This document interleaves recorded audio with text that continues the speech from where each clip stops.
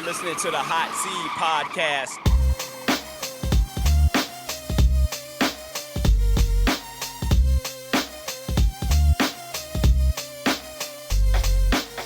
Welcome all. I'm Sean, along with my co-host, Earl. Yeah. Dave. Yes, sir. And you guys know what it is. We're just dash with mics, gamers with headsets, and a whole lot of unfiltered conversation. As always, make sure you follow us on Instagram and Facebook at the Hot Seed Podcast. Be sure to listen, like, rate, review, share, and most importantly, enjoy on Apple Podcasts, Spotify Podcasts, wherever you get your favorite shows. And if you're watching on YouTube, you might as well go ahead and subscribe since you're already here. So go ahead and the Hot Seed Podcast as well, man.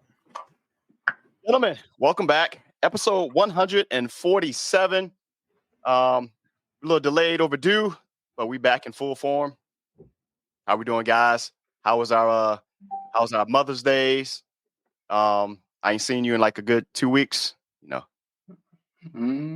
it's been that long? Yeah, pretty much. It's been about 2 weeks, right? Sheesh. Yeah, about 2 weeks. Mother's Day passed by because the missus ain't here. So pretty much just a chill time, catching up on things here at the house, but nothing big going on. How about y'all? Mother's Day, like I said, it came and went. She told me she said, don't nobody talk to her on that day. I said, all right, say less. I don't even know what that means. Hey, I said, all right. Hey, that's what you want. Granted. Give granted. Yeah, it was raining and shit. Gave her iPad. Yeah. Kept it moving. Bought her something to eat. Kept it moving. Fair enough. My energy in Mother's Day is, I'm lucky I did all of that shit because I just know it's not going to be reciprocated. Oh man, don't do it. Don't do it. Nah, I'm in my petty bag. I'm sorry. I'm petty tendergrass today. Fuck that shit. Okay, Kendrick, we'll get there soon. Because they not like us, bro. Oh my god. Oh man. It's legit been 2 weeks since we recorded. Yeah, about 2 weeks, man. And I can tell you, your boy is burnt out. Burnt out. Of course, I was traveling for work. I was in Canada. I was up in the other part of Canada, not Toronto, not even Montreal. I was out in Edmonton. It's like the countryside. Like Have you been there before? Not to Edmonton, I hadn't. I've been to Toronto. I mean, but you, okay. Yeah. Gotcha. So, and Toronto kind of feels like New York. It's kind of how, it's like, it's right there. It's right there. But Edmonton was dope for the week. For those who have been following the podcast, I am a fan of poutine, or they would say Putin. As you said. Never mind. Me too. I was to say, aren't we all? Yes. Yes. Me too, sir. I concur. Yeah. 5 days up there. Man. And each one of my dinner meals was poutine, man. So I had I have 4 different types of poutine, and I at 5 places. I want to say something so bad, and I'm just trying to keep it now. You gotta broaden your horizon. That's it, man. Yeah, you did. You know what I'm saying? Discriminate. Yeah, absolutely. Equal opportunity. What is poutine? Well, it's really just fries. It's fries with a brown gravy, typically cheese curds, and then other stuff like that. But there is just like any dish like that. There's everybody has their take on it. What it is like a potato salad for black folks. Nah, it's a Canadian soul food. Think about the one. I mean like there's if you go to somebody's house, they're gonna make it a certain way. Like it's a different variation. Because you should only make potato salad one damn way. But some people use relish, some people don't, Now that ain't comforting. What's a good comfort food? Like something that a comfort food, like you just it's almost like, hey, this is what we're gonna eat tonight. It ain't a whole much to it, and just fit. I guess the closest thing to that would be what? Spaghetti? No, that ain't really a comfort food though. Like maybe a goulash, maybe. Something hard. This guy said goulash. What the fuck is it? Dog, that's your light skin side coming in. This man said What the fuck is a goulash? different people, they call it different things. So I think on the Hispanic side, they call it something else. What's goulash?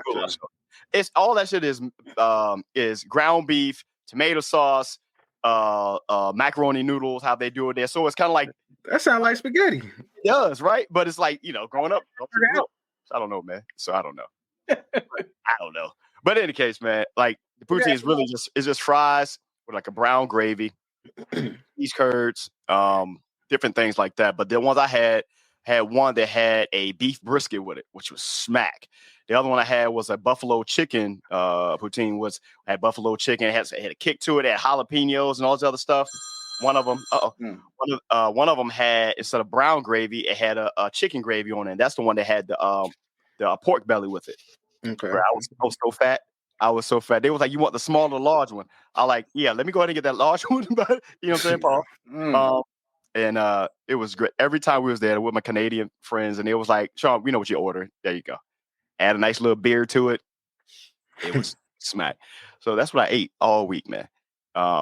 Travel back, and it's going into the weekend of my birthday, and I guess the second Happy part belated. celebration.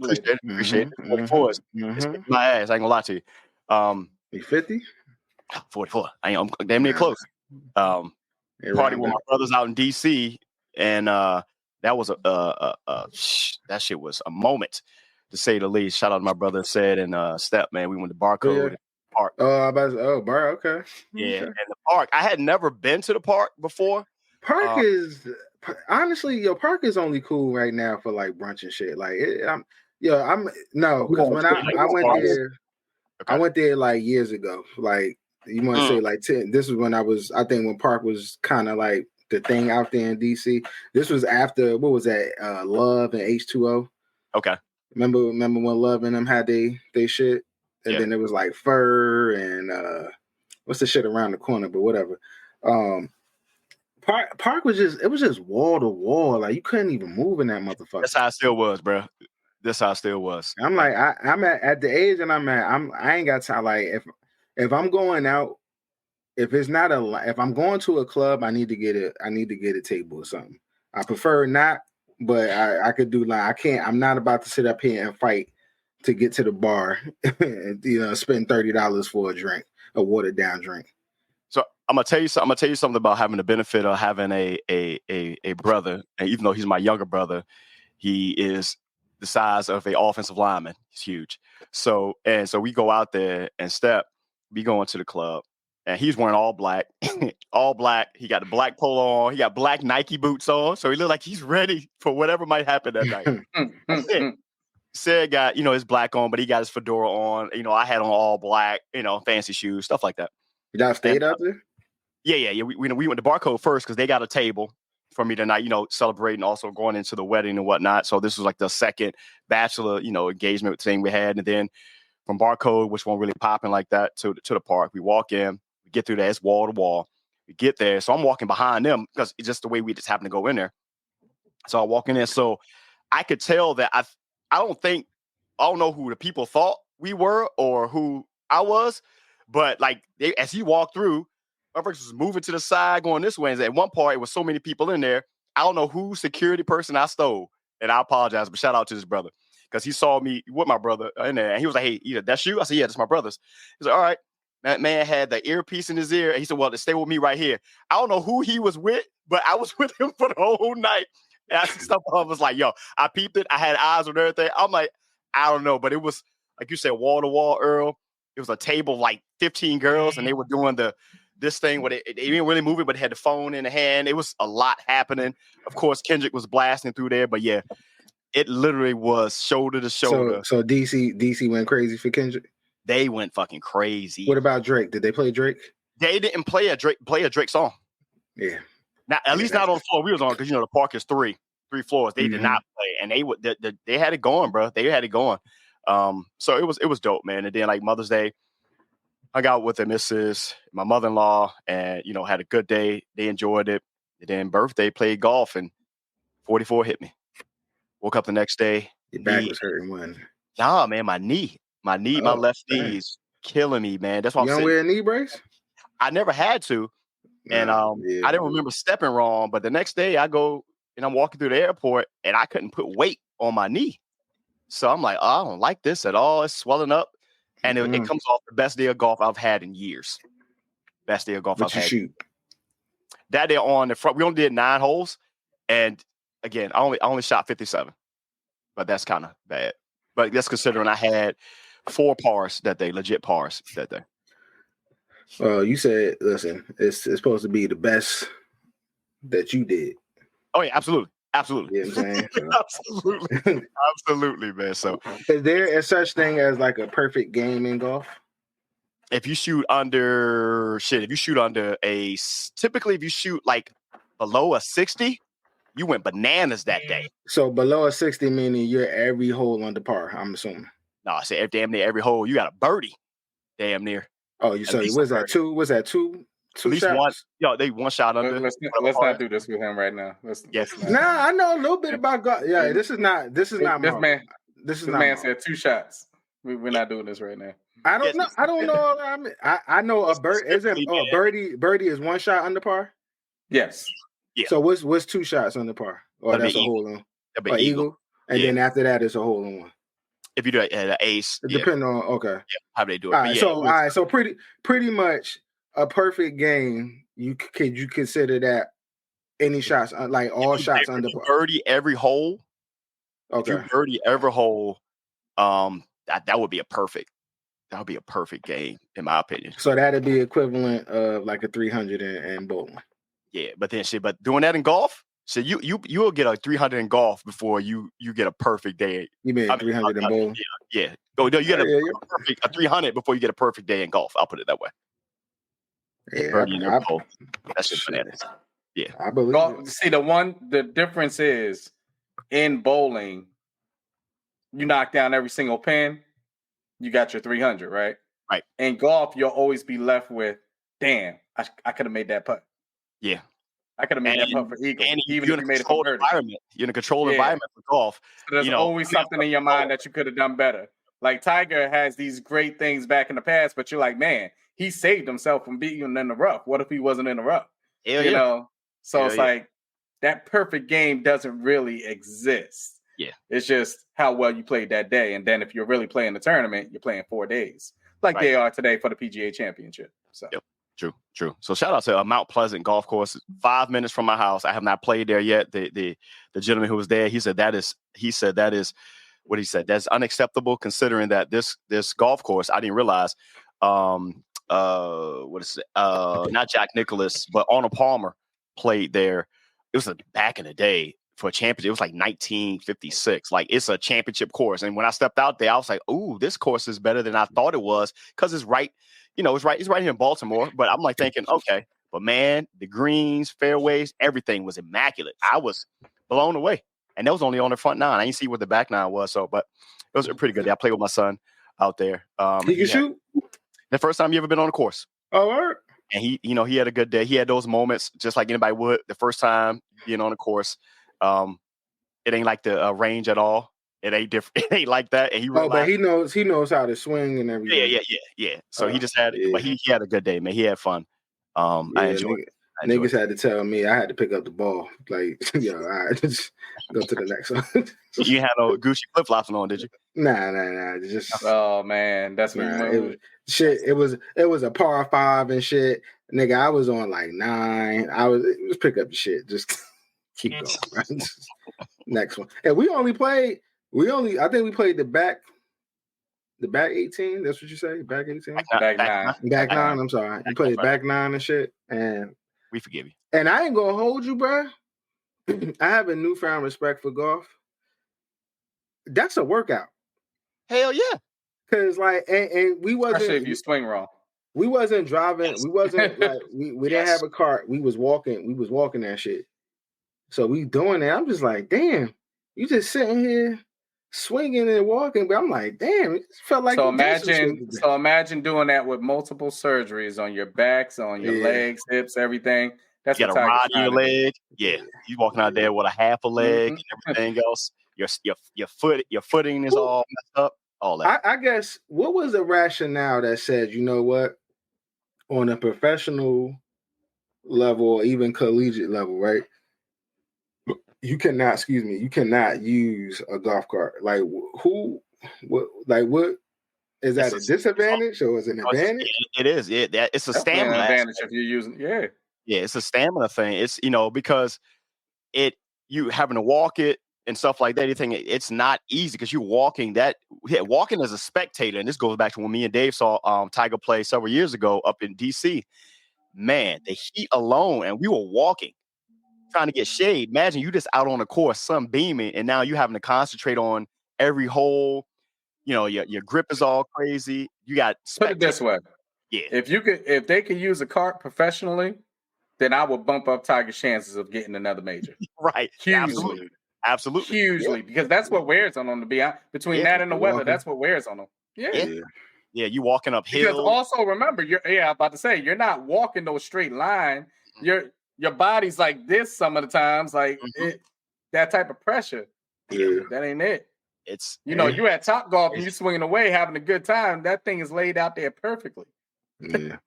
Well, the closest I've been to the PGA was I worked a couple of them, just directing traffic. But that was it. Fair enough. A bunch of sedity white folks. There you go. In Jersey. Hey. You got beef. That's the come up. You got beef with golf now? All right.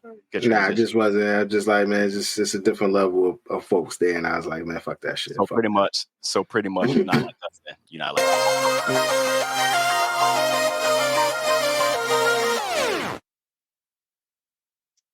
It's the Hot Seat Podcast with your boy Sean Earl Davis. Oh man, we're not even late on this topic because we've let it simmer for a little bit, and we're gonna go right into it, man. Because the last time we recorded, we was even doing a live reaction to the newest drop from Kendrick, man. So now we're in the fallout mode of it. The Kendrick versus Drake back and forth beef, whatever you want to call it, man. And the fallout of it. For those who, we're not just don't break it. It's not breaking news. Kendrick won this battle. Won this war probably, Hands down. Yeah, he did. Absolutely. Anybody who tell you otherwise, go argue with somebody else.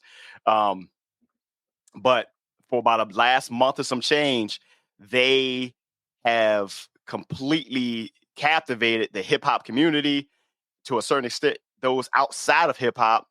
And you've seen this thing from campaign people using their music. I just saw they just had the election here, or the local elections in this case, and even our mayor here in Baltimore, Brandon Scott, came out to not like that. All right. He came out to not like us, you said? Yes, man. Yes. After they announced the win, there's a lot happening. So who was the winner? Who won? Brandon Scott. That's what I'm saying. That's when yeah. But I'll tell you this before we go into it. The biggest winner out of this whole thing was Sean Diddy Puffy Love Combs. The biggest winner. Because we saw what happened. Yeah, ain't nobody talking. Yeah, exactly. Nobody's talking about him. And we were for a minute like, oh, they about to put Diddy under the jail.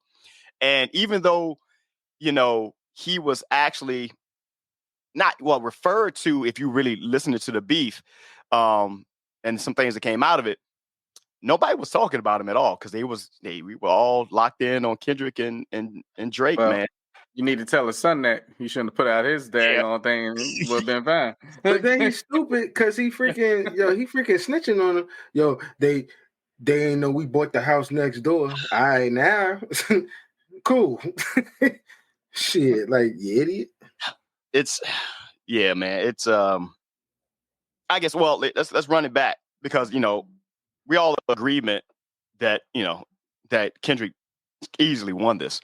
But what is your takeaway from this whole thing now that we've heard everything come out, the impact of it? You saw our reactions the night that he had dropped. I think he dropped Not Like Us that night. Was it Not Like Us he had dropped that night, or was it? Yeah. Yeah, it was Not Like Us that night there. And then Drake came back and dropped his. I don't even remember. The Heart Part 6, which was disrespectful. No, that wasn't even. Yeah, the fact that he named it that. But what's you guys' overall take from this beef, man? That Drake should have just sat his simple ass down. I think he's he's very arrogant. That's another thing that it showed me that he's very arrogant. And you got to learn that even with you being probably, I mean, I guess we could arguably say he's probably the most popular rap artist in the world. You know what I'm saying? Yeah. Even if he hasn't held that at some point he was, but I can probably say he is right now. Right. So with that, you know, it's easy for you not to have humility. And I think that he was humble. Like Pusha T was the first one that really got at him. Yeah. But the difference was Pusha T didn't have the backing and the celebrity and popularity that Kendrick did. And it's not even to say that Kendrick had that much more degree of popularity. You know, he has his fans, but the thing is with Kendrick was, and when me and Dave talked about this shit extensively. Kendrick really played motherfucking chess here. And he used like different things and tactics against Drake. You know, I mean, he just outwitted him, outsmarted him in so many different. I mean, even something as simple as like that A minor chord. I mean, that A minor piece. I didn't realize that when they said A minor, that I think that piece was in A minor. And then if you when they was looking at it, and Sean, you could correct me because I know it's different variations of when you do chord. Mm-hmm. But from what I heard, there's no black keys in the A minor chord. So I mean, if you think about that, I'm like, yo, damn, that's crazy. Like that's deep. You know what I'm saying? But outside of that, like, you know, I just think, I mean, Kendrick really, all the old rappers and the people that love hip hop for the essence of it, we're now able to come back and say thank you, bro. Appreciate you. You know what I'm saying? And for the simple minded motherfucking people that asking, like they saying, oh, I need my disc records to have a vibe in it. He's like, I got you. You know, for you simple motherfuckers, I'm trying not to say the N-word, but for you simple motherfuckers, they not like us. Go ahead, boom. There go your vibe and bar. So, you know, I think Drake should have bowed out, yo. He should have bowed out. And now he's on to ready to come out with the summer bangers and shit. But he don't realize that, yo, that not like us shit is going into the summer. And then I heard word to the grapevine that these motherfuckers is coming out with a remix, a West Coast remix for that shit. Oh, that's definitely happening. Produced by, I mean, all the way West Coast, produced by, I mean, it's already produced by Mustard, but then I heard Dre supposed to be on that shit. They're supposed to do something with it. And then it's going to be Snoop, TDE, Game, and somebody else that was supposed to be on that West Coast mix. If that come out, it's curtains. The Game will be interesting because he's over there trying to speak up for things on Drake's side to take care of Ross, so that would be kind of interesting. But I'll get to that in a second. So this was good for hip hop. Absolutely, because I needed something like this to cause a buzz. Because you know me, I listen to more old stuff than new stuff anyway. But with that being said, there's levels to it. They're two totally different rappers, and Kendrick let you know who he was, and this wasn't going to be no popularity contest. And I think people also saw, when you talk about backing Earl, that West Coast, they came together like they always do, and we're gonna back ours. We don't even care what he's talking about. Like this is what it is, and it's strong, man. It's strong. Now, yes, he definitely played chess with it, but my thing is, for Drake's people, they just need to be smarter than this. You already lost off this same concept to Pusha T. The same exact concept, because you had too many skeletons in the closet that were easily accessible and ready to be used. So don't come out here as if you don't. And then when people start tugging at those different skeletons, now you're like, oh, wait a minute, but this is this and this is this. Because now, even after everything's done, now the mole has come out. Right. Yep. And kind of put things on Front Street about, no, this is true, Drake. And this is this. And now you got a story running out there about the other thing that they were talking about. I don't want to promote that too much. So, but the other stuff that was going on. So now we start getting into the whole sponsorships and stuff and your money. You know, this is much deeper than a beef now. And he kept on telling you, you don't want to go here. You don't want to go here. Okay. All right. If you take it here, I'll take it further. And that's something you don't want to do. You don't want to do. And that's the point where it's gotten to.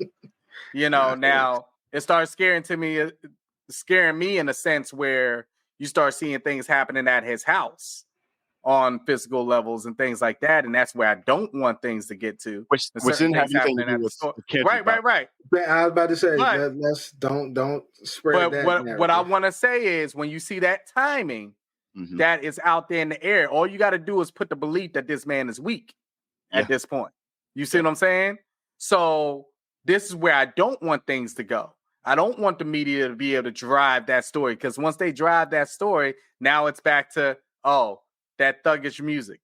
Yeah, you see what I'm saying? That gangster music, that songs, this is what it is. This is what your kids are listening to. Remember, we're not too far removed where they were trying to pass legislation on the fact of rap music.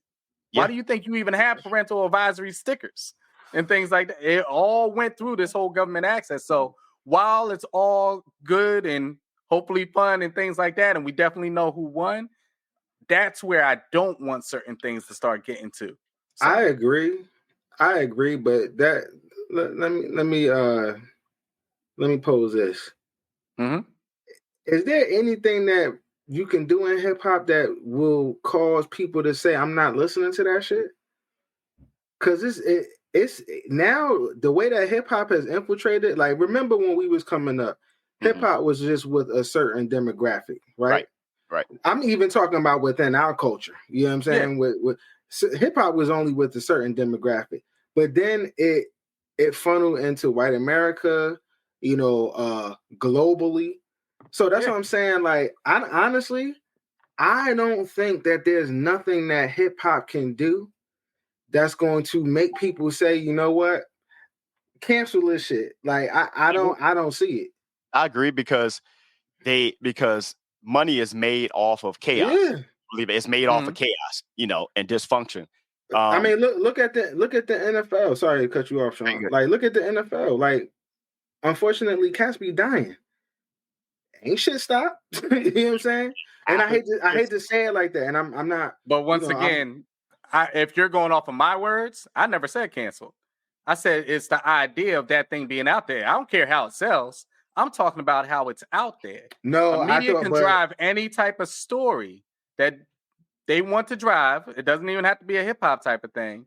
And then it's just a bad thing that comes back to those artists, that music, that thing like that. It's still going to sell because drama sells. We look at it each and every day. But that doesn't mean you want to be known for that. Yeah, that doesn't mean you want to be tied to any type of investigations on that. That doesn't mean you want to these popular young artists to be up in court and they're using their lyrics up against them in court as evidence. You don't want that. So this is real shit. I'm talking about in terms of the culture. Like, I'm like, hip hop ain't gonna die. It's not gonna hurt the culture. If anything, unfortunately, if anything, it's going to probably elevate it because, like, I mean, hip hop ain't. Shit ain't. I think what it does, the impact it's had, and even though the Not Like Us bit, in a moment of the beef was aimed at Drake, I think it was more so aimed at those who aren't. It was more of as a message to hip hop itself. You look at they're calling hip hop right now, and you look at the lane that Drake has occupied.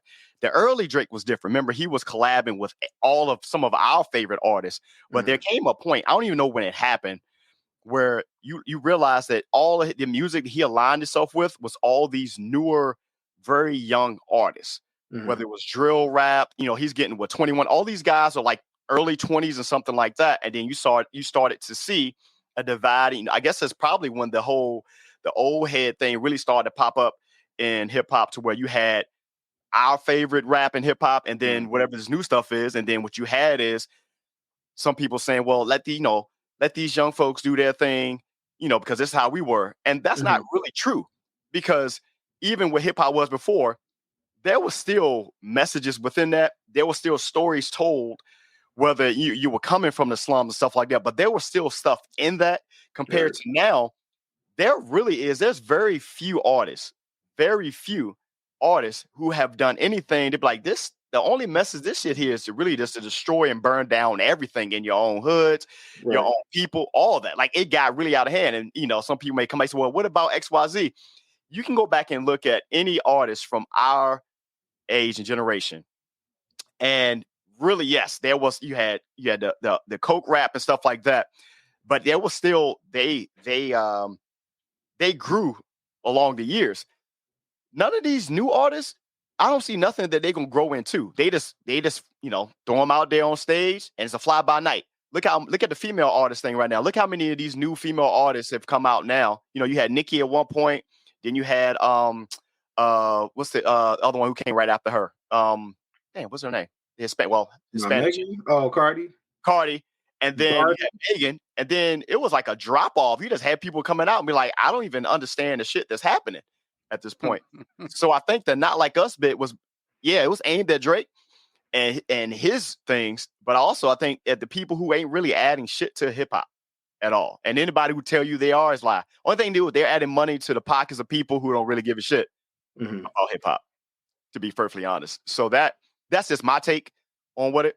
And the overall thing is, for everybody who said, well, Kendrick Lamar's music is boring and stuff like that, and so forth. So he showed you with Not Like Us, you know what? I'm going to give you the same message. I'm going to put this shit behind a banging beat, because I know that's the only thing you motherfuckers are actually going to listen to. And then be like, oh, there we go. That's kind of like what they used to say about Nas for a long time. Nas, great artist, but he always had what you say, Dave. His production never lived up to the songs. And now, so right now, coming in on the Hot 100 for Billboard, Not Like Us is number 1. Euphoria is sitting at number 3. And Like That, which is the verse that was response to the first verse, number 2. That's sitting at number 6. That's been on the one of Drake's joints is up there too. Yeah, he's at number 7. Family Matters. But the fact that 3 of the songs, three of the let's just say 4 out of the beef are up there. Yeah. So that's pretty big. And that song, to your point, Earl, is going to ring out through the summer. I really don't see Drake really doing anything over the summer, because I also believe, and it's been said as well, that the industry itself has gotten kind of tired of Drake and some of the shit. It's getting tired. Well, because you look at how this is playing out, it may get to the point now to where the collaborations that he does may just only end up being from these young artists. Well, they already said that, and they was already saying like the collabs. This is why he is gravitating towards like these young guys, and it's great for these young folks because it puts them on. You know what I'm saying? But it only works. It only works until they start saying, you know what, I don't fuck with him, and then it's like, all right, these young guys are gonna be looking at him like, nah, I'm actually good because your features aren't really holding any weight. But what it also does say, and I'm gonna give kudos to Joe Buttons with this. This beef showed you how many people really dislike him. Oh, absolutely. Absolutely. It really shows you. And even when I was like, when they broke down Family Matters, and I was listening to specifically the second verse, and I ain't gonna hold you, that was probably Drake's best diss out of that whole out of this whole battle. Like he was spitting on that. Whether he wrote it or not, like he was spitting. There you go. But if you think about it, that second verse, like, he was talking about multiple people. You know what I'm saying? Whereas Kendrick, he only focused on Drake. That was it. You know what I'm saying? Like, and it was kind of like that. It also was like, that also made me believe like what he was saying wasn't true. Because if you got to start spreading it out to other people, that means like, all right, then I don't have that much to say on this guy. Mm-hmm. You know what I'm saying? So for me to fill this shit out, I got to talk about other people. So now you talking about the future of his shit, like he's not getting. I mean, he has some of the greatest producers, but there's also producers that he already know he can't get a beat from. He can't get a beat from Pharrell. He's not gonna get a beat from Mustard. He ain't getting a beat from Ye. You know what I'm saying? Like Metro Boomin is done. You know what I'm saying? So, you know, it's shit. I don't think Drake probably gonna fuck with him just for principality. You know what I'm saying? So, you know, it's like Dave was saying, like his camp was kind of stupid with this. Like they ain't think about this shit. They hey, you know what's so interesting about this whole thing? Because we're gonna talk about the additional fallout from this. Just the title, Not Like Us, talking about Drake. You take that all the way back to the BET Cypher. And Kendrick, loosely quoting, I may have the words messed up, but he said, since Control, nothing's been the same since Control. You know, when I took the a sensitive rapper back into his pajama clothes. You know, it comes off the Control verse where Kendrick took, you know, we all know about that infamous verse. He called out everybody and he let them know that, you know, hey, I'm usually friends with all the cats that I rap with, but I'm trying to murder you cats on your own. And that is the essence of hip hop. When Drake responded back to that, he showed that he wasn't, call it what you want, of the hip hop culture. I mean, like, I don't understand this new shit. No, of hip hop. You go back then because he responded in a way, it wasn't in a combative, like it came in really like on some, oh shit, why you calling me out like this? Like, this is hip hop. You know, this is Are you talking about the interview? No. He actually in 2013 he dropped a song and he sent out a diss to Kendrick and an interview too. Yeah, an interview as well, Dave. And I'm like, do you not realize this is what the essence of hip hop is? Like you know, look at New York rappers. You got all the different boroughs, and cats was like, you know, they were cool at certain points, but you know, they was repping for their spots and stuff like that.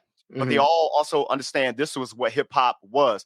That line from Kendrick really got underneath Drake's skin, which resulted in that verse, which resulted in that interview, which lets you know this, like, yeah, I'm just here for everything good that comes from hip hop, but not being a part of what hip hop is. And it showed, as Kendrick, you know, so eloquently displayed throughout all these verses. Now, the other side is the fallout of this. Since then, we've had now, we always mentioned it, not even a beef, but a shot from I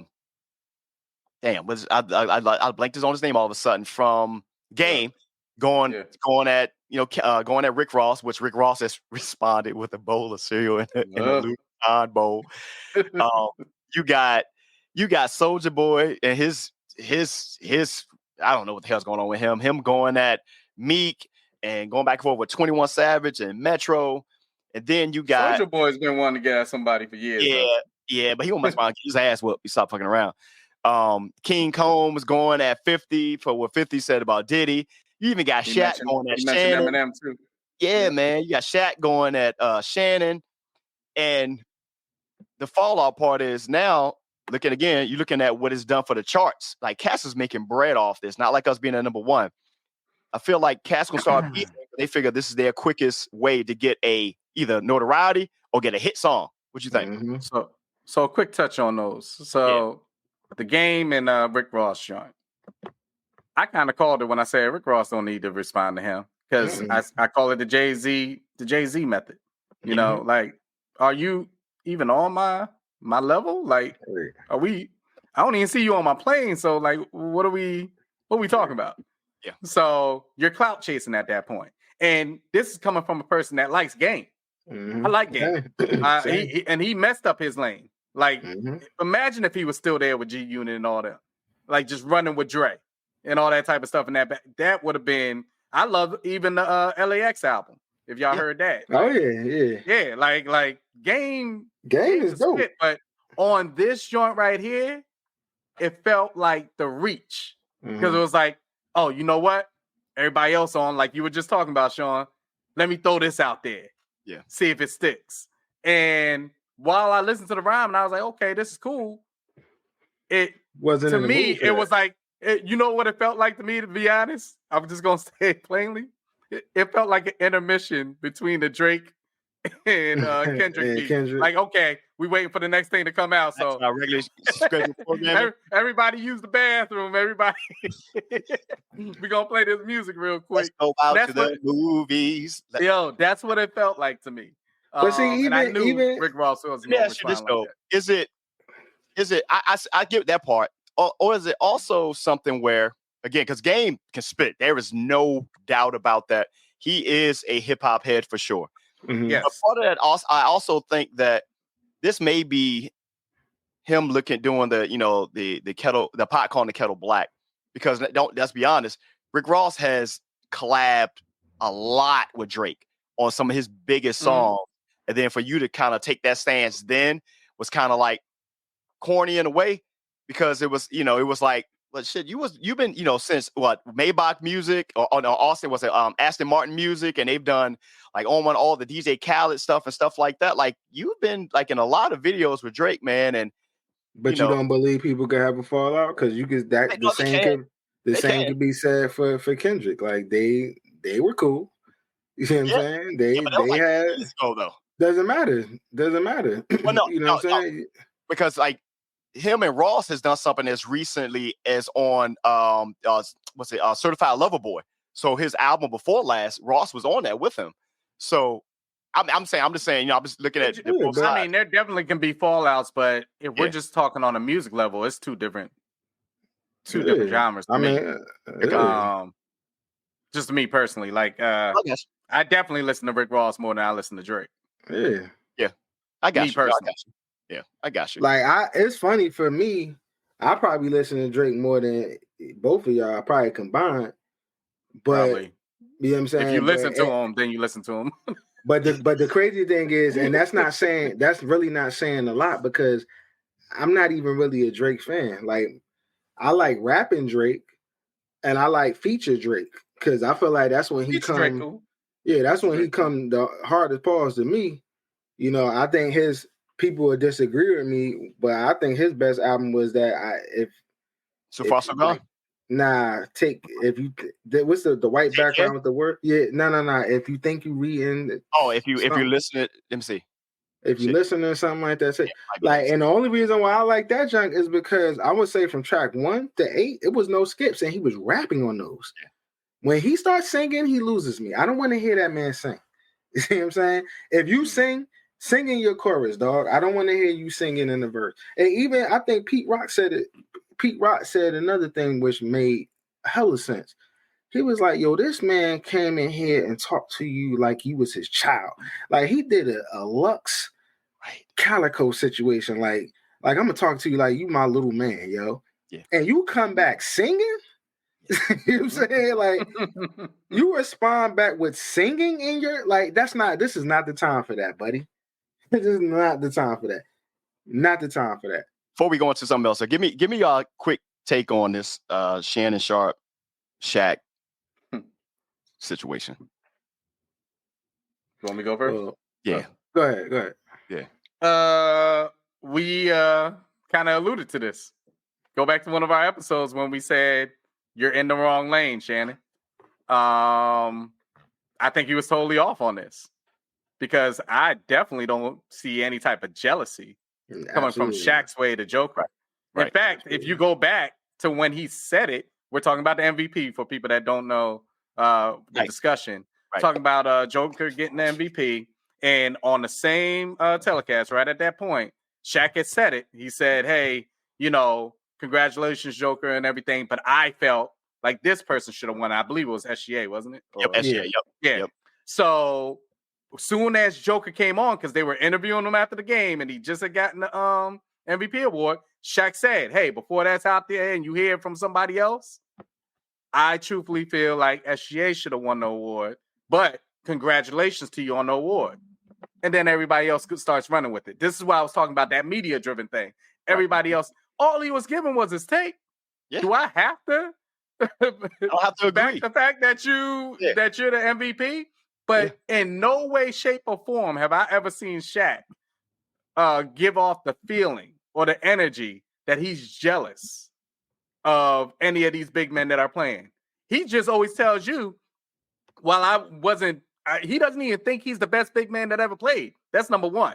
If you ask Shaq, he'll tell you he's not the best big man that ever played. He'll tell you that he's not even the best Laker. So I don't see where that jealousy comes in. Now, when we get to the fact of dominance, now you're going to have a discussion at that position. But that's it. So for someone like Shannon, who is in that similar type of realm, that's why I'm just thrown. Like, you're a Hall of Famer yourself, but there's easily better tight ends that have played in the game and still playing right now, like a Kelsey and things like that. Just because you give a take on them, now you're suddenly jealous of them or whatever it is. That's where I was like, it throws me off that he even took that way with it. So I ain't gonna lie, like I've slowly been losing respect for Shannon Sharp. And at one point, Shannon to me was the guy who, when I seen him in other platforms, I was like, all right, he making a little bit of sense. You know what I'm saying? But I ain't gonna hold you. And I'm sorry, y'all, pardon my words, but he's coming off very coonish to me. Like, he's coming off like he's starting to fall in that Stephen A. Smith realm. He got that bag. But it's my thing is like, yo, y'all too old. And I'm gonna give y'all the fact of the matter that I'm gonna say that y'all are some smart brothers to not think before you speak, yo. Because even Stephen A. Smith has said some shit that I feel like, yo, either he letting his emotion or he knows that he's gonna get clickbait off of this. You know what I'm saying? And then he's had to walk a lot of this shit back. You know what I'm saying? Like, bro, like I think my straw was done with Shannon with that Amanda Seales shit. Like, I was like, yo, you're blatantly ignorant. But to get from, how do you get that Shaq was hating on this man when Shaq, the first thing Shaq said, yo, you're my favorite player. I think you're the best player. You're the best player in the NBA. You know what I'm saying? We love you.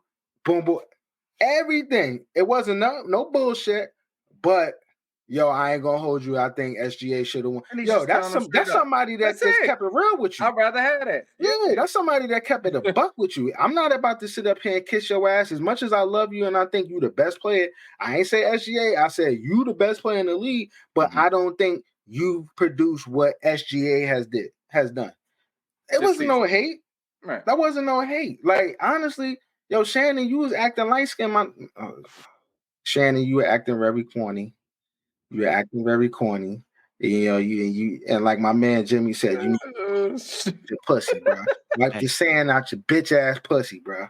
That's crazy, man. Now you acting like a bitch. So you too dark to be acting like that, bro. Like, you make us looking crazy out here. Nah, fuck that. I'm from the dark. I'm the dark skinned delegation, bro. Like, yo, you making us look crazy, bro. Walking around here with that fucking the part in your head coming out zesty shit out of the fucking black car, community. Man. Fuck out of here. Would love the trade. Shannon Sharp. Oh man. But Jason Williams, yo. Fuck. Which one? White chocolate?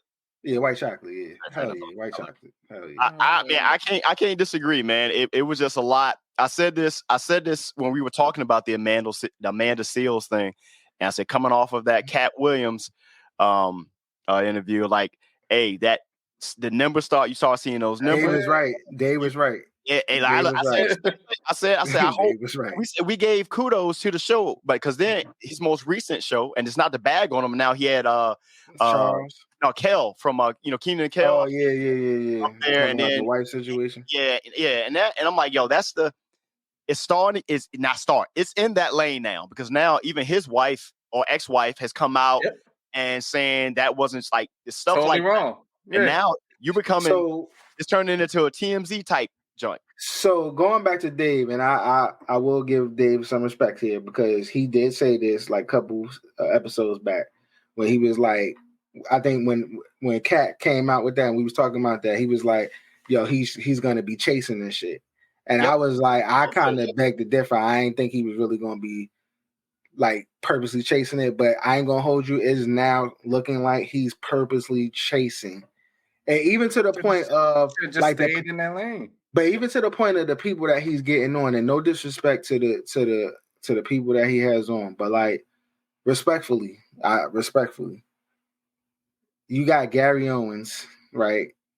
You get Amanda Seales, you get Kells. These are people who are doing things, but it's like there's other people, if you're talking about in terms of like people that have a little bit more notoriety and doing more active things, like why would you pick them in particular? It's the message, man. It's the message. Because they got the dirt. They got the tea. But that's what I'm saying. So the next you're looking for the tea. So if somebody like Orlando Brown goes on there, yep. like somebody like that will fit his yeah, absolutely. So and to today's point, and we're gonna and this is that's a perfect ending to this bookend. This should have stayed in the lane that you were, Drake, going back to October's very own. But when he started going to, I can jump on the back of whatever is hot now, do that, and now it started going this way. And you have those who have stayed in the lane they've always been, say Kendrick, and then the audience or the world universe decide, okay, which one sounds better to us, and that's what you got. And you know what? What you just said, that should be a message for especially young folks and just people in general. Yo, don't worry about what other people are doing. Stay the course. Stay in your lane. Even Drake said it when he first came in the game. I seen a clip where Lil Wayne was saying to him, like, yo, don't change who you are. Yep, keep it Canadian. Like, just don't change who you are. Like, don't get no tats. Don't try to be a tough guy. Like, keep smiling, be the single motherfucker that you are, and do that. And that's essentially, and I hate to go into it like this, but that's what I be telling like my students, like, yo, don't be a follower, bro. Like, even when Dave, when we was online, you know what I'm saying? My Dan, I know Rich and them said, like, yo, don't let that frat change who you are. It's a chapter in your book. Listen, you know what I'm saying? I sat back and I'll keep it 100 with y'all. I had plenty of personal conversations with my own son, sitting back and going, well, hey, why are you doing this? Oh, well, so and so. No. Right. You're starting off that conversation. Well, so and so. Right. You're following. Don't be a follower. What's that old adage? Follow, you'll get in trouble for something that had nothing to do with you. You were just there in the wrong place at the wrong time. Let's show our old age. What's that old adage? Your grandma or maybe your mom or your dad told her, hey, if such and such jumped off a bridge, you gonna jump off it too? Jump off? Yeah, right. Exactly that. It's funny. It's funny we talking about this because like the days that I do take my son to school, we have a mantra that we say. I always get it out of order. But one of the things we say is, I'm like, you're a leader. You make good decisions. You think for yourself, but you're humble enough to follow. You know what I'm saying? And we had to break that down because it was like, yo, I'm not saying for you like that is a bad thing to follow, but I'm telling you that you're a leader. Every leader needs to know how to follow in order to lead. Exactly. You know what I'm saying? But also understand too that whatever you do, whether it's right or wrong, you know what I'm saying? I respect you more and people are going to respect you more if that decision came from you and not influenced by somebody else. And notice the words in there. Know how to follow, not a follower. There's a difference between the two. Exactly. Know how to follow. Thanks. So I was right on the right path there. Okay. This thing going.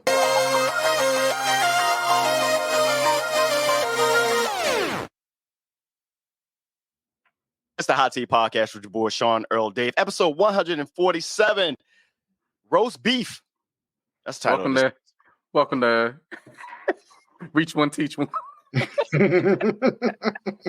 So look, we ain't gonna stick on this next topic too long, man. But we got to talk about it because it was a crazy night for the GOAT, the Steve GOAT in football, man. So I had that little as little roast, I see. Little roast beast, man. Little roast beast, man.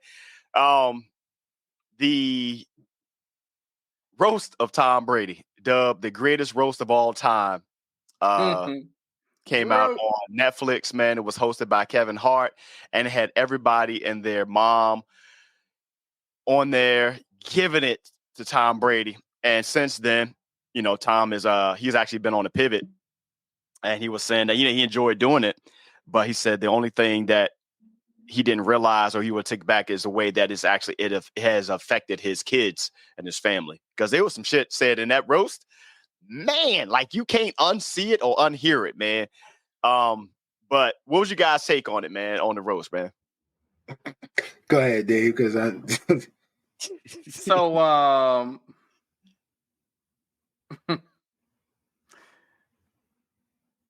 can we just enjoy comedy? Can we actually sit back and enjoy comedy? And the reason why I start off that way is because I don't think people realize what a roast is when they're commenting about a roast. Right. I hear people like, oh, this was horrible. Even on like ESPN and stuff like that, I'm seeing some of the analysts go, oh, I can't believe they were talking about this. A roast is no holds barred. There's no place that I can't go. That's the whole nature of a roast. It's uncut. Right. Yeah. Is it going to get personal? Yes. By the way, if you really watched the roast, it wasn't just a roast of Tom Brady.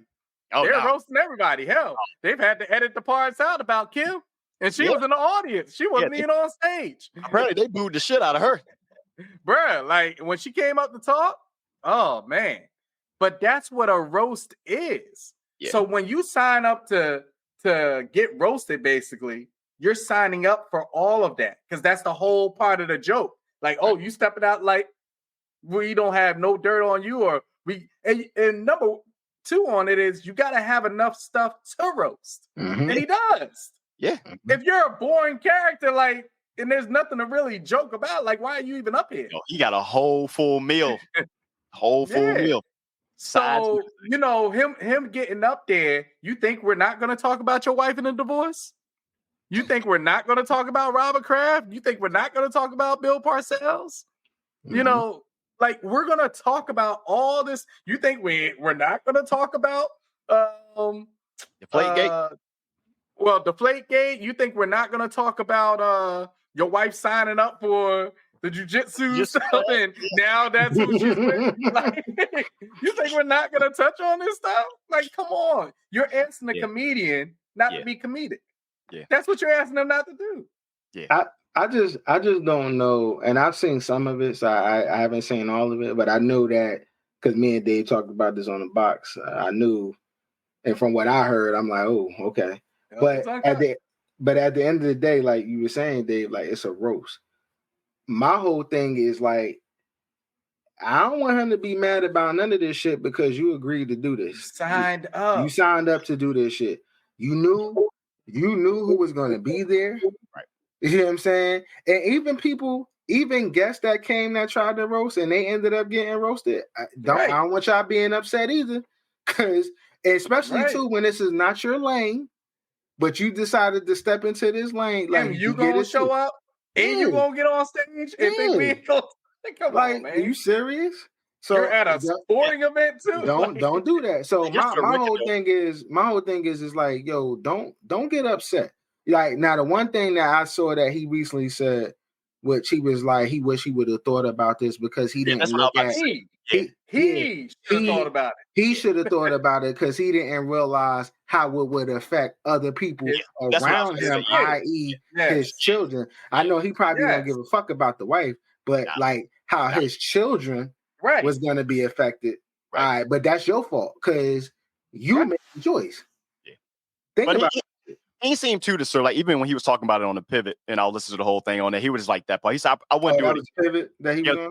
Yeah, he was. And I listened to it yesterday, and he was talking about it. So it's pretty much he said I didn't realize it. He said I thought it was a good idea because you got to see even in that episode of the pivot, his you can see the personality of Tom Brady come out. Man, he was saying he was so much about from Michigan, then going to the Patriots. So you're talking about roughly 24, 25 years of his life.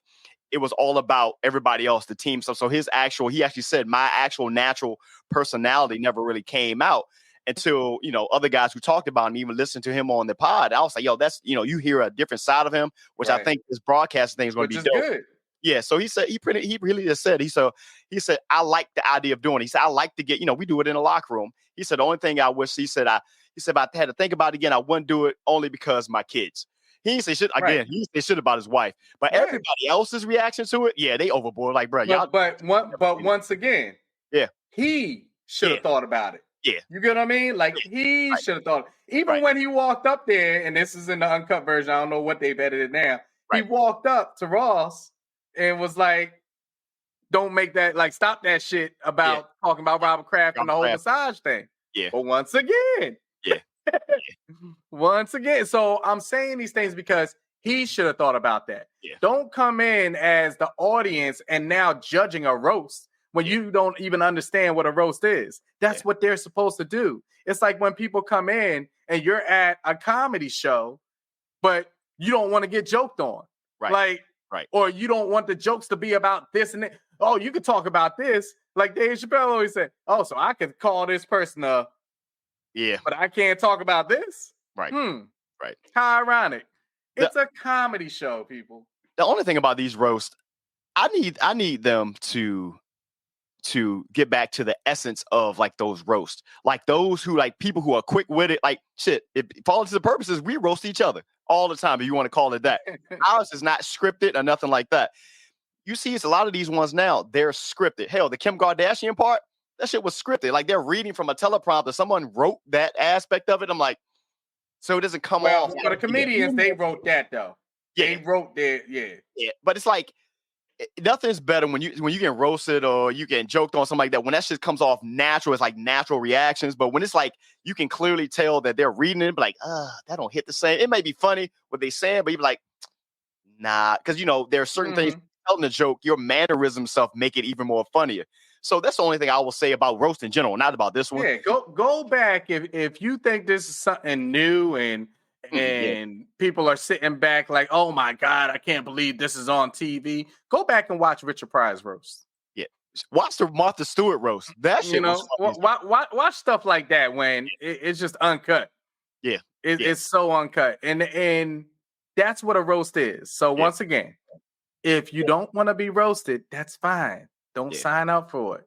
But if you sign up for it, it's because they're going to talk about these obvious things. I'll just say Kim Kardashian should not be on stage roasting nobody because I didn't even recognize who the fuck she was. Like, I'm looking, I'm like, I had to think back for a minute. I'm like, that ain't the girl from the Ray J video. No, she don't look, man, yeah, she looks. I'll say this since we're talking about certain people that were there. The Ben Affleck thing was very much off. That part didn't go the way I think they wanted it to. It was very cringeworthy. Yeah, you go too far to it. Yeah, I'm like, I'm confused. I'll say, man, look, the person gets, as always, man, like his laugh and his mannerisms. That's why I say keep it at that from Kevin Hart. That's just infectious. His way he's saying stuff, man, he starts laughing and it makes you laugh because it's just the way it comes out. Stuff like that is dope, man. Like that they couldn't have picked a better host. Funny as hell. And since we're sitting back talking about beefs, tying into the Kevin Hart thing. Yeah. Kevin Hart. Yeah. He's running things once again, had the roast. And if you've been on Netflix lately, he accepted the Mark Twain Award and has his thing on Netflix, which I just watched. It was awesome. Right. And then Cat Williams came out with his stand-up. Yeah. I think it's Stay Woke. It's also on Netflix. Woke people or something like that, yeah. Yeah, something like that. Yeah. And both the Kevin Hart things are 1 and 2. Yeah. And Cat Williams things is dropping. Cat Williams is best off his spontaneity. Yeah. That's why that whole thing with Shannon Sharp was so good. Right. I particularly did not like so much his last stand-up. It wasn't as good as it. It was too much going on to one thing. Yeah. I don't think it's going to be very hard for him to get back to that Pimp Chronicles. That is classic. Even the one, remember the impromptu, I guess it was an impromptu joint he did right around the time that it was during COVID and that he was dressed up in kind of like the clown suit type thing or what it was. I'm trying to remember it off the top of my head. And he was talking about at the time Trump or something like that. I don't know if you remember that video that came out. That shit was like. That was probably another good. Yeah. It wasn't even a show. It's just a video he had did.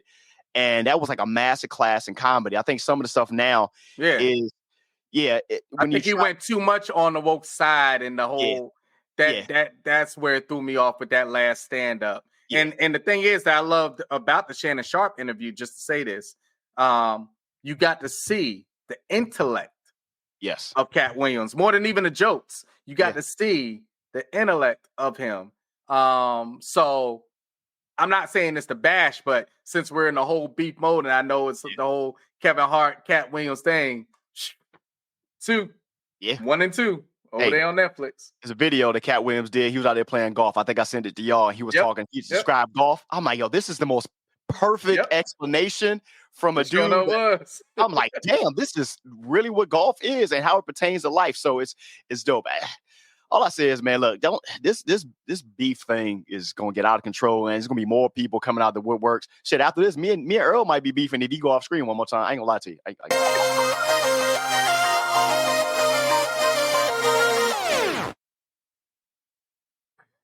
It's the Hot Seat Podcast with the boy Shar, Earl, Dave, man. All right, man, let's get into some stuff that's really fun right now. We want to talk about the schedule, or we want to talk about some video game corner real quick? Let's go video game corner first, because I think that'll be the quickest of the two, and then we can talk about that part. Sean, I'm a single father this week. All right. With Tupac. What happened? He said beef. I said I'm a single father this week. Let's get some video game corner, man.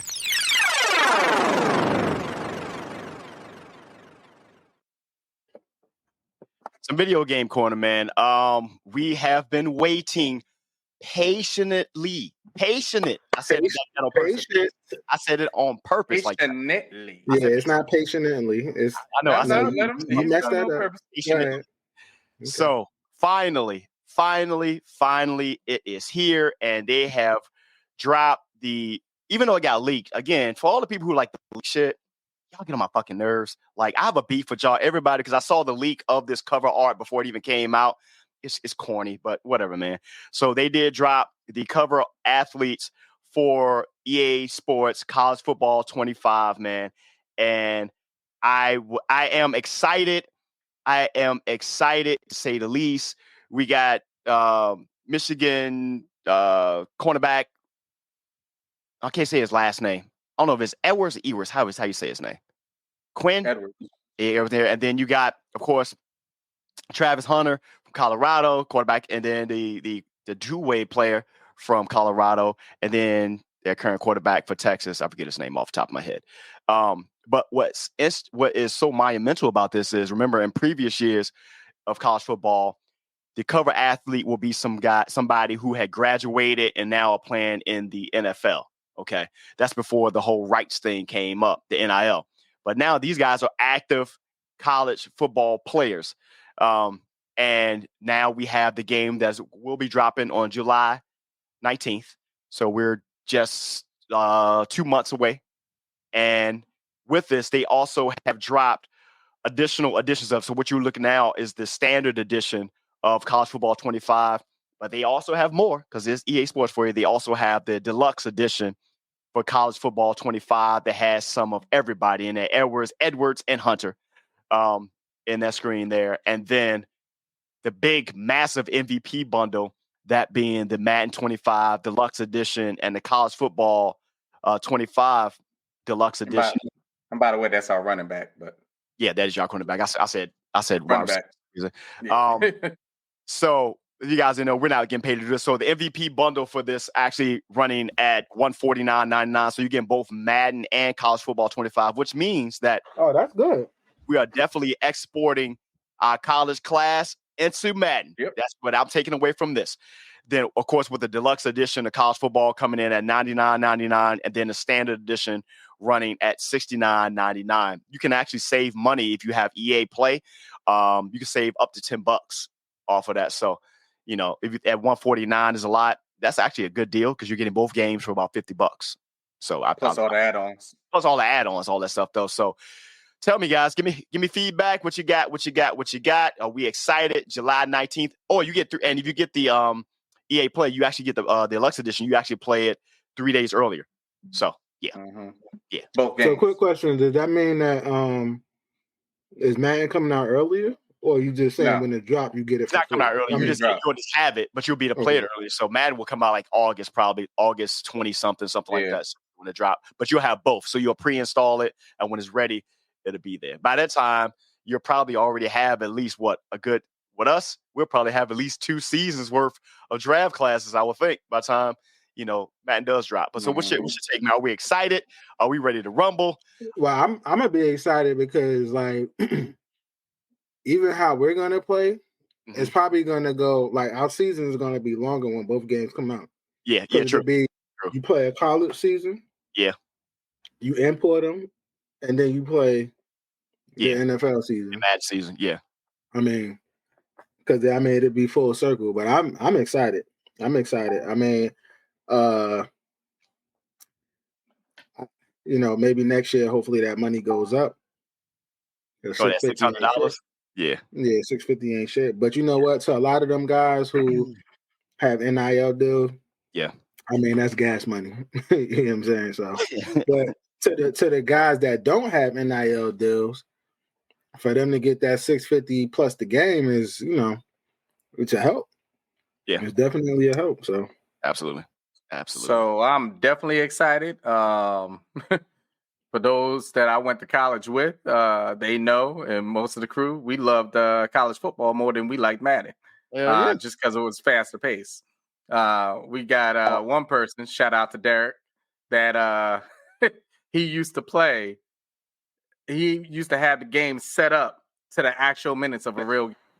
Yes. And every game, and he would play, leave for class or leave for work, come back, the game would still be on. The screen was on pause. And he would come back. And I mean, it may take him 2 days to get through one game, but he would play every game, every season, build up the stats. So shout out to Derek on that. But college football was it.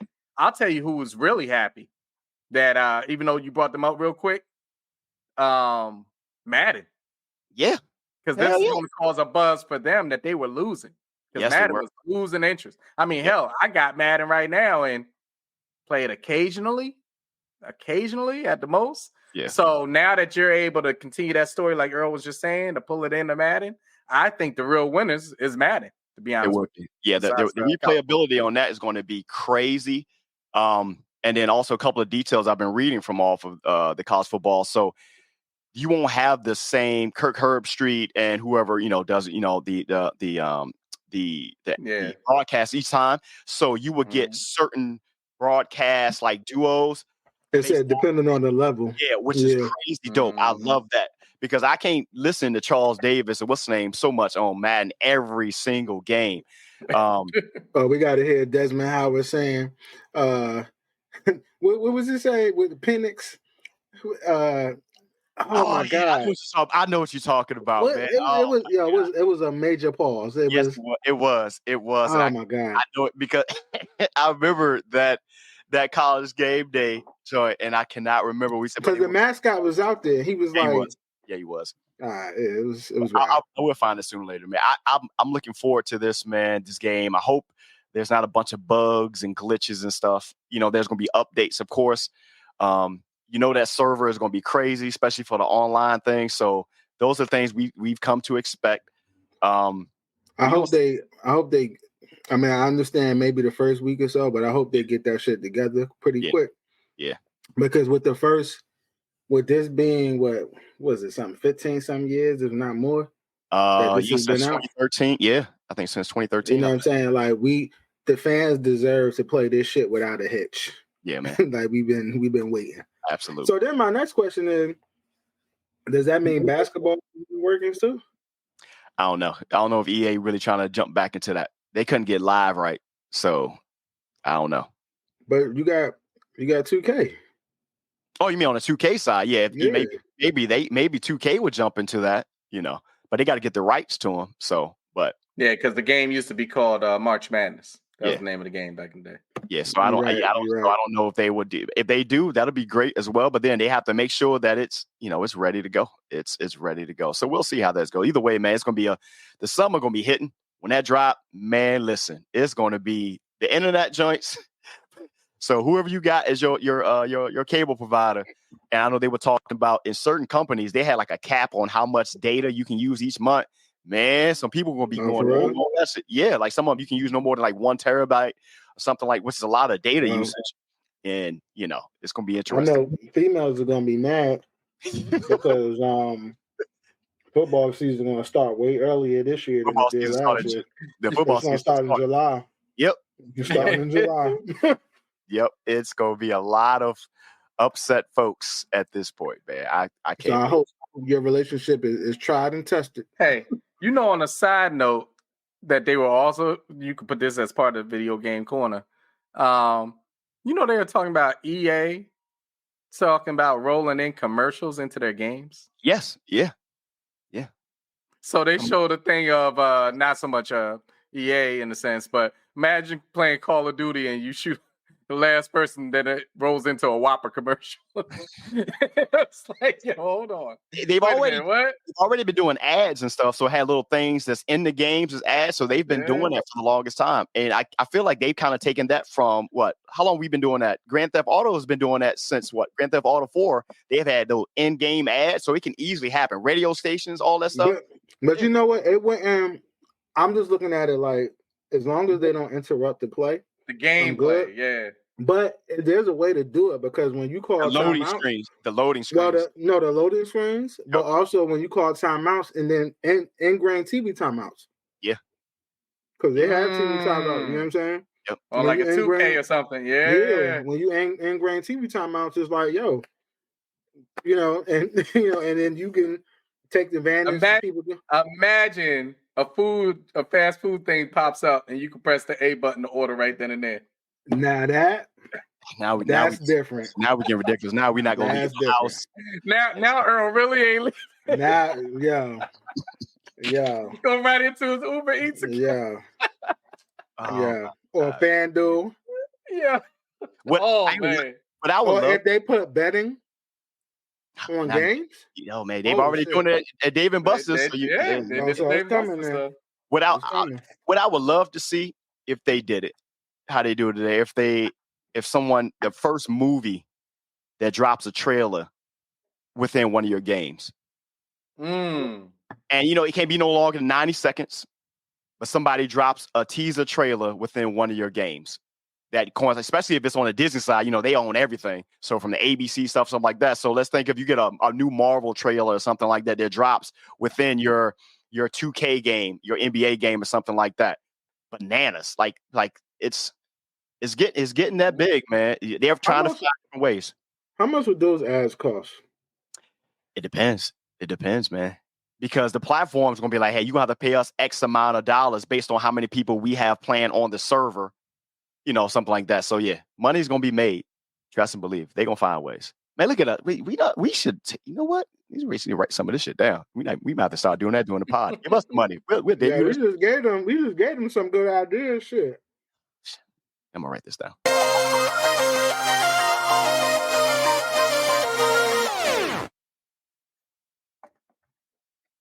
Podcast with your boy Sean Earl Dave. Man, we're not out of here yet because the big announcement has dropped for us yesterday, and that was the NFL schedules. They dropped that junk. It was a whole production. Like, the NFL don't know how to just print some stuff out and just here you go. They had to do a whole special Sports Center, then on NFL Network, and it's out. It's ready to go. And let's get this thing going. And it wouldn't be a proper, hot seat podcast, discussion on NFL stuff if we didn't have some of our music behind us. So we'll have it if we can hear it. Do I hear it now? I don't know. Maybe it's happened. I can't hear it. It's going? No. There it is. There we go. There we go. There we go. So NFL's 2024 schedule release has happened. And of course, me being a Commanders fan and then having Dave and Earl as Giants fans, we're only discussing our team in this case. So y'all want to jump on the Commanders side or the Giants side first? You do your side. Fair enough. So we'll do this. Go first. We're both losers this year because we're both picking in the top 10. Shut your mouth. So of course, the schedule for the Washington Commanders this season, not a very tough schedule that I thought. My early prediction, just based off of the improvements on the team, though, should get this team at least 4 wins off of that. So I think we're probably looking at an 8-9 season, 9-8 if we're lucky. I'm sorry. What you mean not a tough schedule? Motherfucker, y'all are going to be under 8 and 500. I don't see that schedule that tough. Do you see who y'all got? I see. The tough game that I see out of that is going to be the 2 tough defenses that I see off of there, which going to be, 3? You got the Steelers, Baltimore, and Cleveland. All right. Can I do this real quick? Like, I'm saying this unbiasedly. Yeah. Let's just go down the weeks. I'm gonna go down each week. Yeah. Tampa Bay, that's a toss-up, but I'm gonna edge it to Tampa Bay. Mm-hmm. The Giants, you already know, that's a loss. The Bengals, that's a loss. Cardinals, I don't know, potentially. It depends on what they look like, but I'll give y'all that one. The Browns, that's a loss. Baltimore, that's a loss. Y'all will beat the Panthers. They don't even got no primetime games. So y'all should win. Not at all. Chicago, that's a loss. New York, again, that's a loss. Steelers, that's a loss. The Eagles, that's a loss. Cowboys, that's a loss. Titans, y'all got. Everybody wins and they bye. Saints, that's a loss. Eagles, that's a loss. Falcons, that's a loss. And you know what? I'll give y'all the last week because they probably won't even give a shit because they'll probably be in the playoffs. So I'm looking at about 3 or 4 games. Y'all are under 500 by now. If we're under 500 again, I'll stick with my 8-9. In that case, and I'll say this is I'm doing this unbiased, meaning that I know that weaknesses from last year. I think they will split a game with the Giants this year. Because here's the thing: there's no tape on this new quarterback and stuff yet. Don't gotta be. Don't have to be. Okay. So coming off that though, I see them actually winning weeks 1 and 2, dropping that game and week 2 to the Cincinnati Bengals. Hell no. That's just me. The Cardinals game, I see them winning. So, and then them losing to both Cleveland and Baltimore, winning at the Panthers. That Chicago game could be a toss up. I see them losing to that second game of the Giants up in MetLife, losing to the Steelers. That Eagles game, except for last year, which they actually almost lost last year. Every year, the last 4 years, those games against the Eagles have been a toss-up, and actually, we've won more than lost these last 3 years. So I think they win that game. They win that game. Yeah, they're a better team. They win that game against the Eagles. I think the Cowboys is not going to be as good as everybody think. I think they won them with them. I think they beat Tennessee. They beat New Orleans, and I think they'll lose that second Eagles game. And they probably will win that last Cowboys game because it could be one of those games to where the Cowboys may be in the playoffs and not playing for nothing. But I give them 8 wins. We may squeak out 9 in that case. That's just me. What you got, Dave? So I think we could both agree that under 500, but they potentially it just depends how things shake out. But you know, nah, you're right. What you think, Dave? For y'all's team, yeah. Oh, yeah, I think you're about right. I think around that 8 and 9 range. Yeah. If they get more than that, I'll be happy. You know. Remember we had this conversation. I said y'all said around 8, 9. I said around 4. I'll give y'all maybe 5. Okay. Jump right over to the Giants side. Giants schedule. Let me you want to start? No, you got it. There you go. Because, ain't no biases over here. We keep it 100. Oh, my God. Go ahead. All right, Vikings. Yo, Blue is home or what? Yo, guys. Yeah, Blue is home. We're home for the Vikings game. I'm going to say that might be a toss-up. But I'm leaning more so on the Vikings. Washington, we winning. Browns, that's a loss. Cowboys, that's a loss. Seahawks, I think we get that win. Bengals, that's a loss. Eagles, that's a loss. Because that Steelers game is away and their defense is good, and probably by this time Dame Jones will be injured, that's a loss. Week 9, that's a win. Carolina, that's a win. In Germany, we're going to go into bye with a little bit of momentum. We potentially could squeeze out the Tampa Bay because somebody be injured by then. Cowboys is absolutely a loss. The Saints, we don't beat the Saints for whatever reason, so that's a loss. I'm going to say that barring any injuries, we will probably lose the 15th, especially because we beat them 2 years ago, so they owe us, and it's another home game, so that's a loss. The Falcons, you know what? As good as the Falcons on paper is, I think we're going to beat the Falcons. I think we're going to beat the Falcons. Kirk Cousins will not be there yet because he will not be there by this time. He will be injured.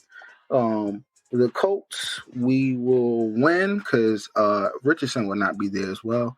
And then the Eagles, we might beat the Eagles only because, like, at that point, they'll be in the playoffs and they don't give a shit.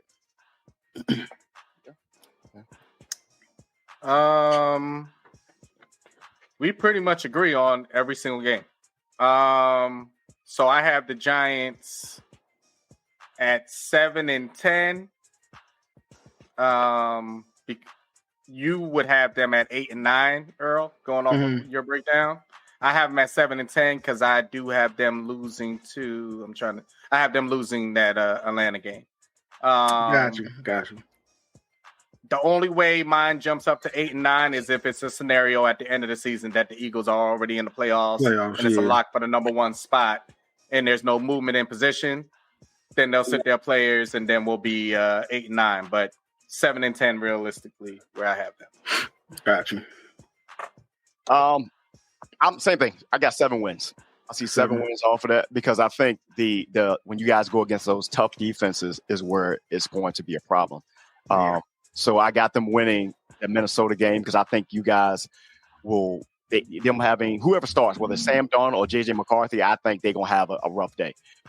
So let me ask y'all this: what quarterback is gonna be the most productive this year? Yeah, you just cut off this whole tape. I'm sorry. I thought you was talking. I'm sorry. My apologies. I'm sorry. I'm sorry. Damn. So you're saying something about what you said. I said that. I said that the Minnesota game, you guys win that. I believe you guys split one with Washington. That's 2. I believe they win the Saints game 3. The Falcons better bet on it. 4. Can we bet on it? Colts game 5. The Panthers game 6, and then one of those games probably that Tampa game 7. That's the games I see them winning. Not fairly easy, but not a lot of pushback. We don't win games easy. Play. But the tough defenses, I think, is a problem. And I think if they do get 8, I think it'd be one of the ones you guys steal from the Cowboys, I believe. So I think that's where that goes. So either 7-10, likely, or 8-9. So we all around the same. Yeah, same ballpark area. Same thing, and that's only because of the quarterbacking situation. That's the only thing I see. Now, if I actually think the upside of your quarterback is way better than the upside of ours, only because it's unknown with him. You don't know what he's going to do. So I would take that over what our current situation is. But going back to the question, I was saying, I know the answer, my answer, but who do y'all think will have the better season? Between who? So the 2 quarterbacks. For who? Between Washington and Jaden Daniels. You'll have him. Yeah, I think Now here's another question. If we're under 500, because this kind of goes back to the conversation we had a little bit earlier in the year. Right. If they're under 500, Daboll is fired? I think so. I'm not sure because I think it was a strong. I told y'all when we had this discussion offline that they need to have a strong offseason. Mm-hmm. And I like the moves that they made in offseason, to be honest with you. They actually have very good moves. So, and part of those moves was the fact that you can see the backing is not behind Daniel Jones. Mm-hmm. Now, if he was gone and they brought somebody in and they completely failed with that person that was coming in, they have no time to waste. But I think It matters how much under 500 we're talking. Yeah, if we're around what I'm talking about, we're talking like the 7 and 10. I'm speaking. It's what I thought they were going to do anyway, so I'm not disappointed. Now, if we're like 3 and you know what I mean? Like, to be honest, I think if they're under 500 and how the offense looks, if the offense looks bad, like it's like you know the limitations of Daniel Jones, but if you continue to do those things that he's limited on, there's gonna be like, look, hey, you know that, and then if he gets hurt, we ain't got time to waste. We got neighbors, right? There's no time to So waste. that's one of those things. If you get to one of those situations, or those situations where all of a sudden you hear those rumblings like in the locker room, like, hey, I don't like neighbors or somebody like that. I don't like how they're using me, XYZ. Right. Then you're like, you know what? Maybe you ain't the guy. Even with Daniel Jones there, they'd be like, look, you're here too. That's the rumbling. Yeah. That exactly what you just hit on, Sean. Yep. That's the rumbling that bring up the biggest question mark for coaching wise. Because the biggest thing coming out of last season, as far as our personnel, was the fact of certain people not liking certain people. Mm-hmm. And that was his big buzz, was the culture thing. And then we started hearing a couple. What Dayball? Who? Wait, go back. You said who didn't like who? What are you talking about? No, when the whole thing went down with Wink Martindale. I'm about to say, and they were talking about, well, his coaching was a certain type of way, and we're pushing this out. I thought you was insinuating about Dable. No, go ahead. No. So then they put that question mark out there, like, oh, well, is he hard to coach with? Maybe personnel doesn't want to coach with him. Right. So that buzz thing will be out there, and then if you start getting rumbling from the locker room, especially with somebody like Neighbors, who was supposed to be our next, that's where, and it's that usage thing. It's that Stephon Diggs effect, and I'm hoping that doesn't pop up. Because it's like, hey, I want to be surrounded by somebody. That's the one thing that scared me before we picked him, when he made that comment about, they'll get me right at the quarterback position. They'll get me right. Yeah. Well, wide receivers come with a percentage of deviations, Mm-hmm. We've had them. We've had them. Especially now, I think people need to expect it a little bit more now than ever, because just these young cats is just different. Like it's not about earning. It's what I'm expected. Right. You know what I'm saying? And which is crazy to me. But I will say that I agree with Dave. But I feel like I think the first person that goes is going to be Daniel. And I think they get Jones gone. Yeah, he come back after the season. I think they get. I mean, because the flip side of it is, what if Daniel Jones has a year like he did last year? Well, that'll be a great trade value. Yeah, thank you. Yeah, so see, I don't know. I think that all of the coaches and personnel staff, I think all of them is like, nah, do hell or high water, we get him the fuck out of here. I think what is stopping them is Mara. Yeah. Mara loves Daniel Jones. Like I can see that. Mara is, and I love Mara. Don't get me wrong. Like, I love Mara. Mara is the parent that they child is bad as shit, but they will continue to make excuses, even though they know good and well that motherfucker bad as shit. You know what I'm saying? And I'm gonna be honest with you. It's like and no shade to Daniel Jones. Like, he had a couple of bad breaks and shit like that. Literally. But at the end of the day, like, I think people just need to be realistic and just say, like, yo, fam, like, he's not as good as people want him to be.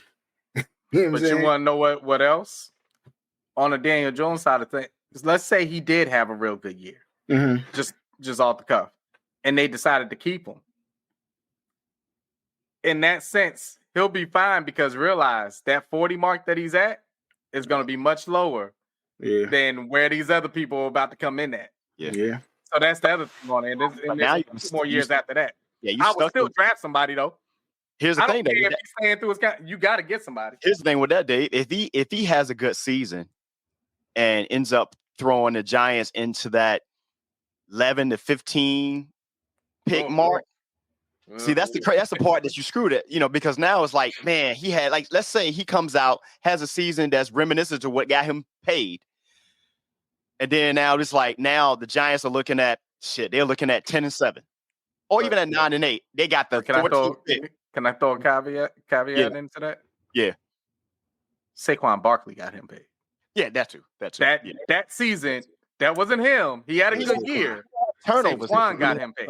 He didn't have the turnovers. Yeah. But yeah, this is kind of like this is the Kobe season when Shaq left for him. Like now, granted, not to the point of like championships. I'm not saying it in that realm. I'm just saying like everybody knows that you were only hot because of the motherfucker that you had with you, which is Saquon. Yeah. You know what I'm saying? Mm-hmm. So now motherfuckers want to see if you can do it without a Saquon.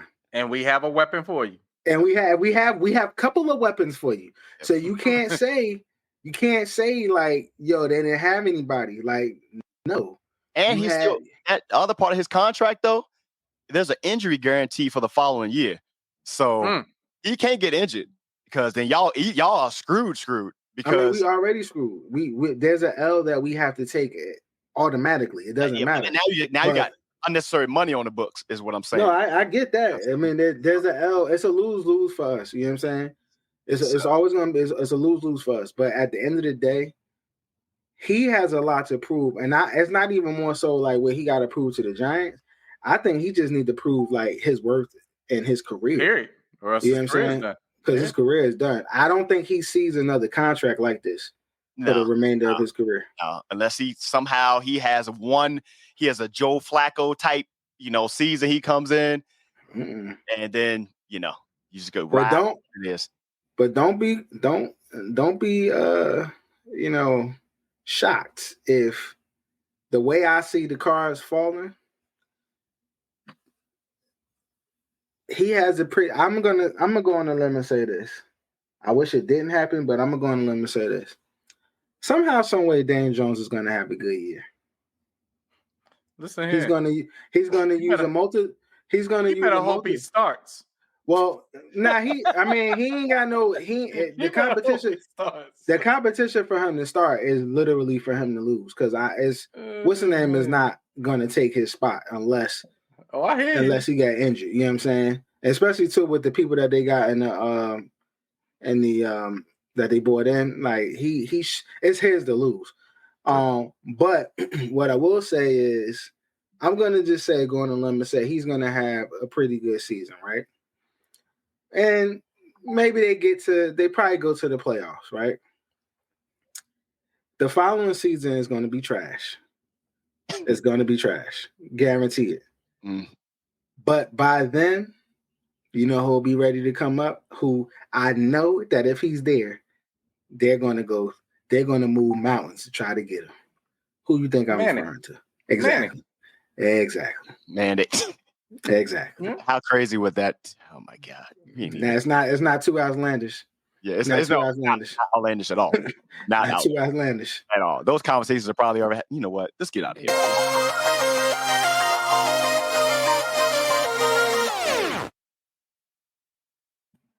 The Hot Seat Podcast with your boy Sean Earl Dave, man.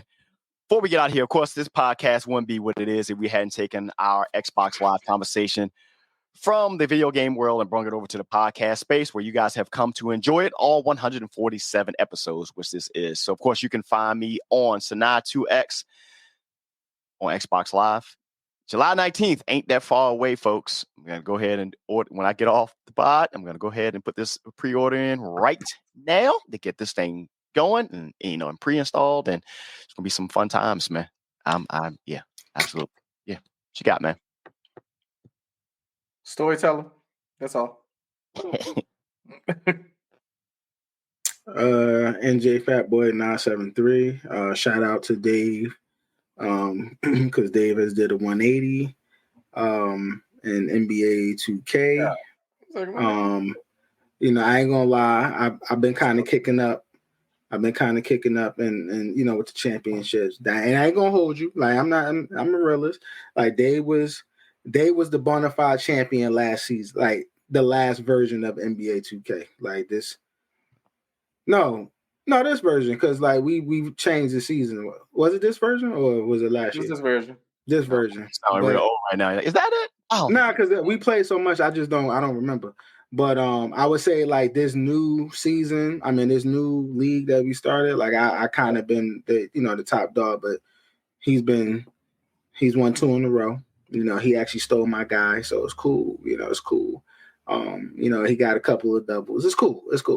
So shout out to Dave. That shit is about to stop though. And then also final, shout out to my mother. Today is her birthday. Happy birthday. Shout out to Mom Dukes. You know what I'm saying? I'll be going down there tomorrow to celebrate her. Right now, she's in the place where most over 65-year-olds go in New Jersey. Bingo. So where do you go? Stay there. What's bigger than bingo in New Jersey? Oh, Atlantic City. Atlantic City. There you go. Did you do a bus trip or did she drive? Absolutely. She did a bus trip. She did a bus trip. Oh man. Yo, it's so crazy.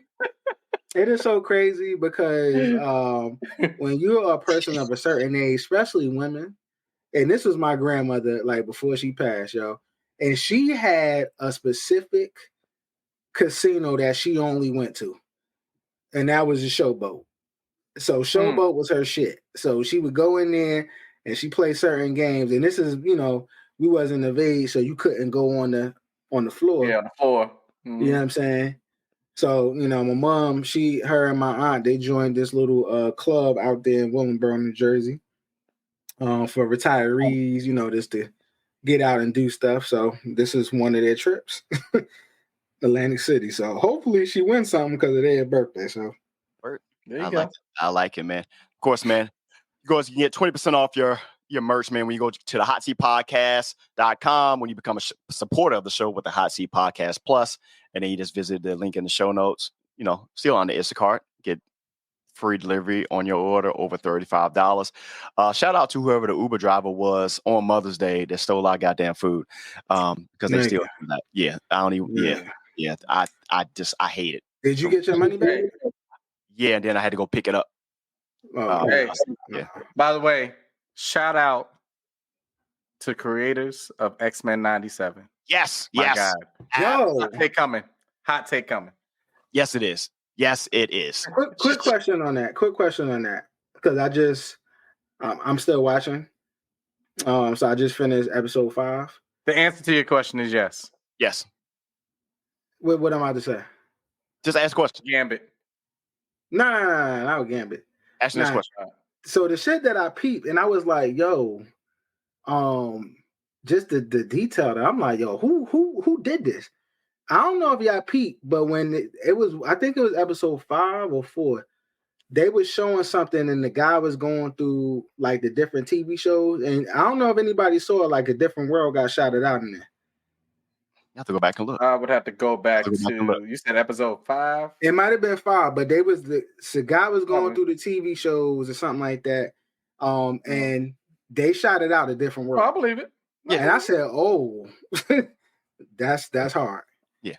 That's hard. So, X-Men been woke forever. Yeah, shout out to Stan. Facts. Nah, that's a fact. That part I do know. Yeah. Stan Lee is invited to the cookout. God rest his soul. But he can't come to the cookout, then. No. The cookout. You don't want to be around anything hot. Let's keep it going. It's the hot seat. The hot seat.